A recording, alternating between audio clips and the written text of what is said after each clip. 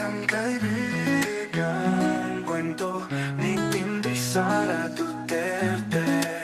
Siya ay sagana sa pagkain at kaibigan, at ang kanyang tahanan ay laging bukas para sa masasayang salo-salo. Kasama sila Uwak, Tikling, Kalapati, Loro at marami pang ibang hipon. Ngunit dumating ang isang bagyo, walang awan na sumira sa kanyang pugad. At lahat ng meron si Quago, walang natira kundi ang kalungkutan at kagutuman. At tila pa ang mga kaibigan minsan ay kasama sa saya ay naglaho na parang bula. Sa kanyang pag-iisa, nagpapag ang kanyang damdamin sa kanyang sinabi. Isang araw, habang siya'y nagmumukmok sa ilalim ng kalbong puno, isang pamilyar na anino ang lumapit. Si Loro na may mga papak na kumikinang sa patak na ulan ay dumapo sa tabi ni Quago.